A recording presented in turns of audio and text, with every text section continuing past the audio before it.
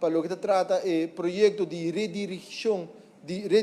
de desperdício, está correto, que desde 22 de agosto já acaba nossa comissão redirigir desperdício. É prometer desperdício que nossa comissão redirigir, está taira. Aqui na primeiro instante, nós há pouco de resistência e me está consciente que sempre cambio está bem com resistência, pero de boa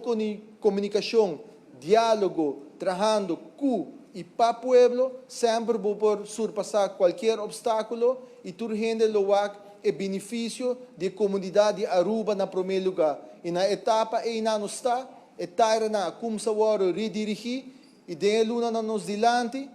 nós também seguir redirigir todo outro desperdício não, para que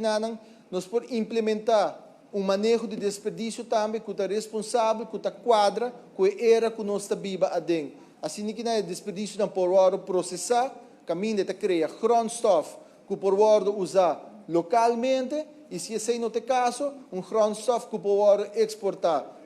Tem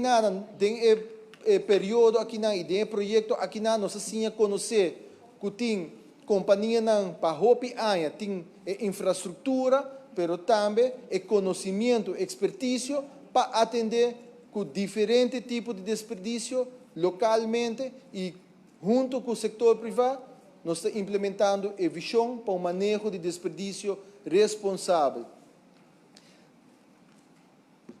Marana é aqui, nossa comunidade também,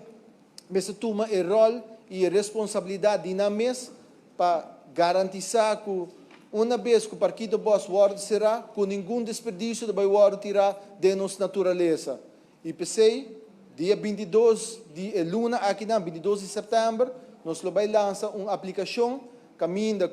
conjuntamente com o Bureau City Inspector e diferentes outros departamentos de governo, nós vamos atender com qualquer cidadão que tenha queixa ou mira desperdício, zero de sushi, que vai tirar caminho, lo por atender com isso aqui, rapportar isso aqui, e que lo drenta na Bureau City Inspector, e Bureau City Inspector lo sa de atender com isso aqui de uma forma estrutural, mandando e donando opdracht no departamento responsável para atender com isso aqui. Me quer, esse tipo de inversão que nós sabemos fazer através de tecnologia, que nós podemos brindar esse serviço efetivo, que nossa comunidade também está expect de departamento de governo.